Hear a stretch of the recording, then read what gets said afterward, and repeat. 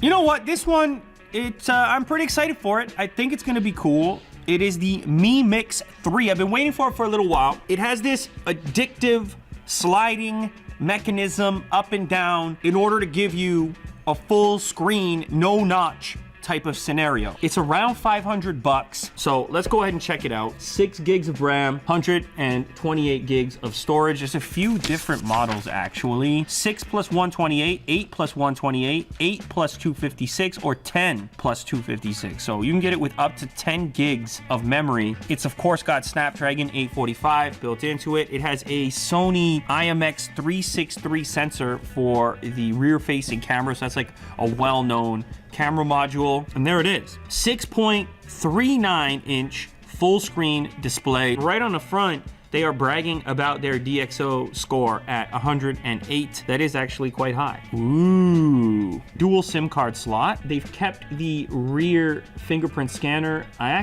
just like fingerprint scanners in this location, to be honest. The whole thing feels very polished and robust. Dare I say luxurious. What about my favorite part, or what I presume will be my favorite part? The sliding, addictive sliding mechanism, which, oh my. Is it more addictive than the previous one? It could be.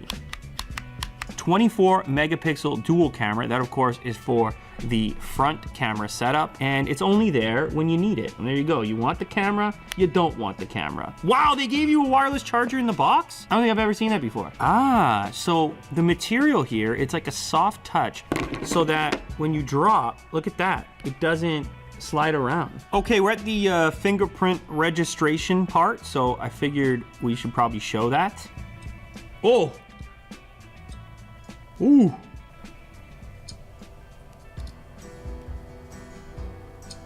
I mean, it's almost instant. It's nice and quick. Now, what happens when you flip this like this?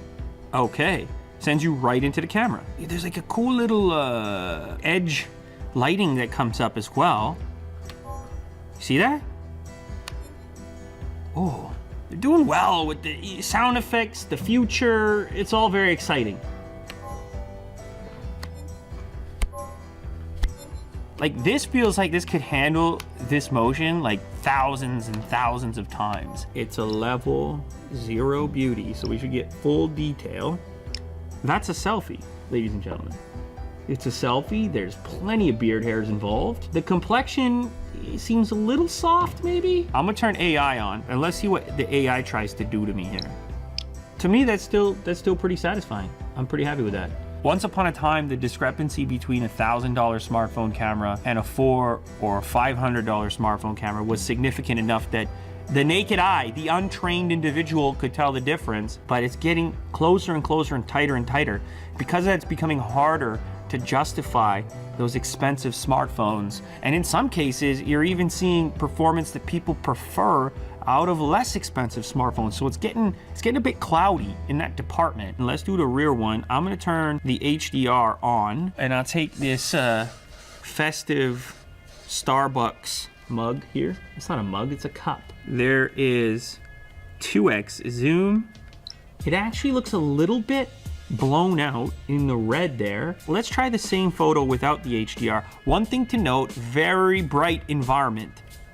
Yeah, that's a better photo to me. That's the original one there, and you can see that's a lot more lifelike. Amazingly detailed for a device, again, they're talking about $475 starting price. I mean, it's not a joke.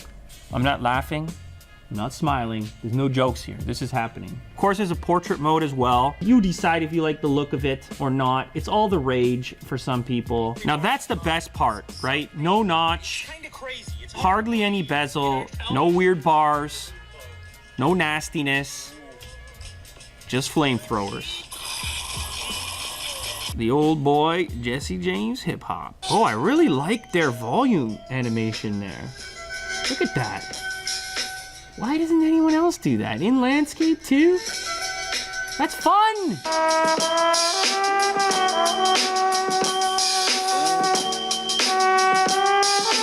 It's definitely not in the territory with the best ones we've heard. I can just tell that right now. If you come up on a guy like that, you just get out of the way.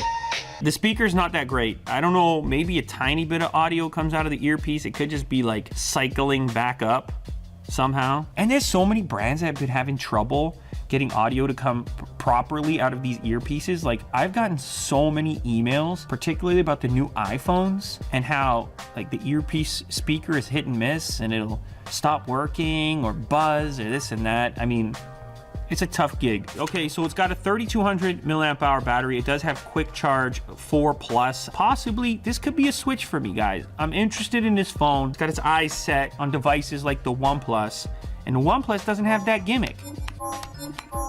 Should I switch to it, or would I just be left in a corner somewhere, in a comfortable chair, getting nothing done in my life, but instead sipping a coffee and simply sliding my life away? Next time on Unbox Therapy.